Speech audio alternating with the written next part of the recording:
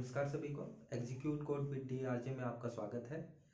तो आज का जो हमारा टॉपिक है वो कंप्यूटर प्रोग्रामिंग को लेकर के टॉपिक है, जिसमें लोग तीन एस्पेक्ट्स को पढ़ेंगे। तीन एस्पेक्ट्स में हमने यहाँ पे टॉपिक वाइज यहाँ पे मैंने लिखा है कि हमारा जो है फ्लो चार्ट है, एल्गोरिथम है और स्यूडो कोड है। ठीक है, ये तीन मोस्ट इसेंशियल पार्ट बोल दो या जो इसेंशियल चीज़ें बोल दो प्रोग्रामिंग लैंग्वेज, चाहे वो सी के बारे में हो या किसी भी प्रोग्रामिंग लैंग्वेज का एक्सपेक्ट से देखा जाए, तो ये तीन इंपॉर्टेंट पहलुओं को देखना होता है। ठीक है, तो उसमें सबसे पहले हम लोग शुरू करते हैं फ्लो चार्ट से। तो फ्लो चार्ट को इसको हम लोग थोड़ा सा डिफाइन किए हैं, step by step follow up of a problem.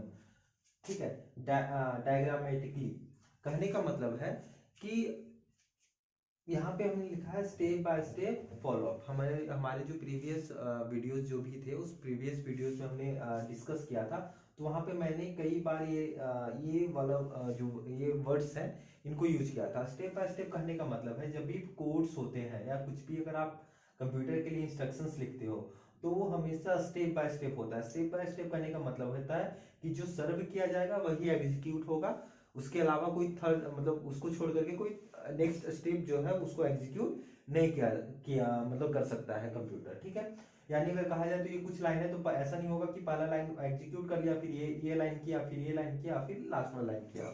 Sorry, ऐसा नहीं होता। तो कहने का मतलब है, इसलिए हमने यहाँ पे स्टेप बाय स्टेप अप्रोच लिखा है। किसको? Flow chart. ये सारे फ्लो चार्ट हो गया, एल्गोरिथम हो गया, स्यूडो कोड, सारे को मैंने step by step follow up लिखा है। ठीक है, क्योंकि हम आगे जब हम फ्लो चार्ट के बारे में जानेंगे, एल्गोरिथम के बारे में जानेंगे और स्यूडो कोड के बारे में और अच्छे से जानेंगे, तो उसमें हम और क्लियर करने की कोशिश करेंगे, क्योंकि इसे मैंने स्टेप बाय स्टेप कहा है। ठीक है, तो क्या होता है कि step by step follow up है किसी भी प्रॉब्लम का। प्रॉब्लम कहने का मतलब है जो आपके दैनिक जीवन में जो प्रॉब्लम चल रहे होते हैं, मैं उसकी बात नहीं कर रहा।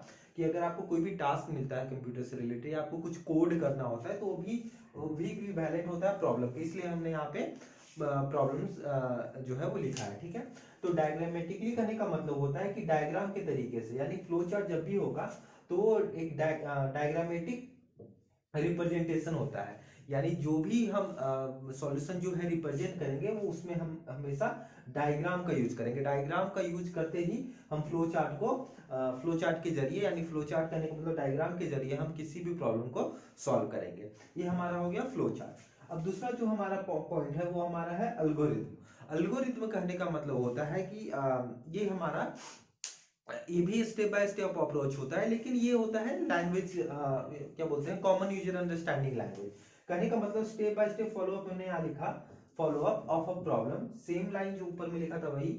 उसके बाद यहाँ पे लिखा है ये जो होता है वो कॉमन यूजर अंडरस्टैंडिंग लैंग्वेज में होता है, यानी step by step follow up of a problem in common user understanding language. Common user understanding language का कहने का मतलब जिसे कोडिंग के बारे में नहीं पता, आप कुछ एल्गोरिथम लिख दो तो वो अंदाजा लगा लेगा कि आखिर जो आपने लिखा है, जो भी एल्गोरिथम्स लिखे हैं, जो भी फॉलो अप लिखा है, उसका मतलब क्या है। ये कोई भी इंसान जो जिसको नॉर्मल लैंग्वेज आता है वो इस बारे में जान जाएगा, तो वो हमारा एल्गोरिथम होता है। ठीक है, तो इसके भी कुछ स्टेप्स होते हैं, वो हम एल्गोरिथम जब जानेंगे तो उसके स्टेप्स के बारे में हम लोग सीखेंगे। अब हमारा जो होता है वो हमारा है स्यूडो कोड। स्यूडो कोड को भी बेसिकली हमने यहाँ पे लिखा हुआ है कि ये भी क्या होता है, एक step by step follow up होता है। ठीक है, किसका? तो ऑफ अ प्रॉब्लम, एक प्रॉब्लम का इन लैंग्वेज कीवर्ड। और ये लैंग्वेज कीवर्ड कहने का मतलब यही होता है, कीवर्ड जो हमने प्रीवियस वीडियो में जो हमने डिस्कस किया था, तो सिर्फ कीवर्ड्स नहीं होते हैं, बहुत सारी चीजें हो सकती है। लैंग्वेज कीवर्ड कहने का मतलब हो गया कि ऐसी चीजें जिसके बारे में आपको सीखना होगा, एक एक वर्डिंग के बारे में आपको जानना होगा कि आखिर उस वर्डिंग का एग्जैक्ट मीनिंग क्या होता है, और उसी को यूज करके हम लोग कोडिंग करते हैं। और जो मेन कोडिंग होता है वही हमारा स्यूडो कोड कहलाता है, क्योंकि इसको भी मैंने step by step follow up कहा, एल्गोरिथम को भी मैंने step by step follow up कहा, और फ्लो चार्ट को भी मैंने step by step follow up कहा किसी भी प्रॉब्लम का, या सॉल्यूशन कहा किसी भी प्रॉब्लम का। लेकिन फ्लो चार्ट जो होता है वो डायग्राम को यूज करके हम लोग उसका सॉल्यूशन करते हैं। एल्गोरिथम में जो भी लैंग्वेज हम लोग लिखते हैं, जो भी लैंग्वेज कीवर्ड्स का यूज करते हैं, वो कॉमन अंडरस्टैंडिंग लैंग्वेज में होता है। लेकिन जो स्यूडो कोड में होता है वो होता है हमारा लैंग्वेज कीवर्ड। जैसे कि सपोज अगर हम एक एग्जांपल लें, अगर एग्जांपल की बात करें तो अगर एक हम कहा जाए तो एक बेबी जो बेबी होगा, अब बेबी थोड़ा मोड़ा बोलना सीखा है, सॉरी, बेबी बॉय या बेबी गर्ल जो भी है, अगर हम उस बेबी बॉय बेबी गर्ल को बोलते हैं गो देयर, ठीक है, गो देयर, ठीक है। और एक हम साइन से बताते हैं कि वहां जाओ, या मतलब किसी भी तरह से साइन रिप्रेजेंट करते हैं, तो साइन जो रिप्रेजेंट किया वो हमारा फ्लो चार्ट हो गया। लेकिन अगर हम उसको बोलते हैं गो देयर, ठीक है, अगर हम बोल देते हैं गो देयर, तो जो बेबी बन है वो उस समय रीजनल लैंग्वेज सीख रहे हैं, जो हमारी जो भाषा है, हमारी बोलचाल वाली भाषा है, जो हमारी कॉमन लैंग्वेज है वो सीख रहा है, तो एग्जैक्टली उसे गो देयर के बारे में पता नहीं होगा, तो उस समय वो उसका रिस्पॉन्स देगा, नहीं देगा। क्यों नहीं देगा? क्योंकि उसके लिए वो उस समय क्या होगा, कीवर्ड्स होगा, ठीक है। लेकिन वही बेबी बॉय, वही बेबी गर्ल जब पढ़ना शुरू कर दिया है, इट मींस कि वो अब सीखने लगा है, तो वो अगर उसको बोल दो गो देयर का मतलब गो देयर, तो उसका मतलब वो रिस्पॉन्स करेगा और वहां पे चल जाएगा। क्यों? क्योंकि वो जो कीवर्ड है, जो उसे जब वो छोटा था उसे समझ में नहीं आ रहा था, लेकिन जब उसने स्टडी शुरू कर दी तो कीवर्ड का मतलब उसे समझ में आने लगा, उसके बाद वही गो देयर का उसने रिस्पॉन्ड करा, ठीक है। तो वही आपका जो साइन है, साइन का मतलब हो गया आपका फ्लो चार्ट। और अगर गोदिया उसके जो बेबी बॉय है वो अपनी जो रीजनल भाषा में है, अगर मान लो हिंदी ही जान रहा है वो, तो हिंदी में अगर उससे हम बोलते हैं वहां जाओ तो रिस्पॉन्ड कर देगा, तो उसके लिए वो अल्गोरिथम हुआ।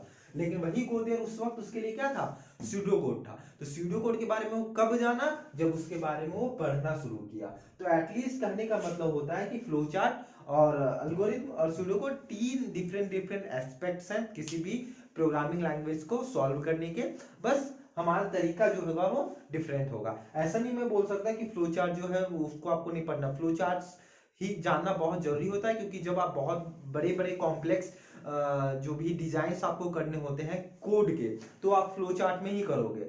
अल्गोरिथम क्या है कि उसको समझाने का तरीका, मान लो कि अगर मैं एक बिजनेसमैन हूं और मैं सपोज आईटी से बिलोंग करता हूं और मैं आपकी कंपनी में इन्वेस्ट करना चाहता हूं, तो वहां पे फ्लो चार्ट और अल्गोरिथम बहुत ही बड़ा इंपॉर्टेंट रोल जो है वो प्ले करता है। वहां पे आप स्यूडो कोड नहीं बताओगे कि मैंने ये कोड लिखा है, इसका मतलब ये होगा, इस कोड का मतलब, ये लाइन का मतलब ये होगा। वहां पे इंपॉर्टेंट रोल जो अदा करते हैं, जो प्ले करते हैं इंपॉर्टेंट रोल, फ्लो चार्ट करते हैं और अल्गोरिथम करते हैं, ठीक है।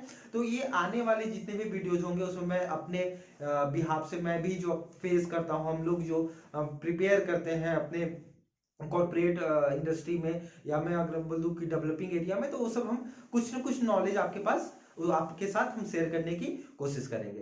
वीडियो के साथ बने रहने के लिए धन्यवाद। आज इस वीडियो में हम इतना ही, अब नेक्स्ट वीडियो में हम और इस पार्टिकुलर एक एक करके हम लोग सभी चीज़ों के सभी एस्पेक्ट के बारे में जानने की कोशिश करेंगे, ठीक है। Thank you so much. और अगर वीडियो पसंद आई हो तो लाइक शेयर और सब्सक्राइब जरूर करें।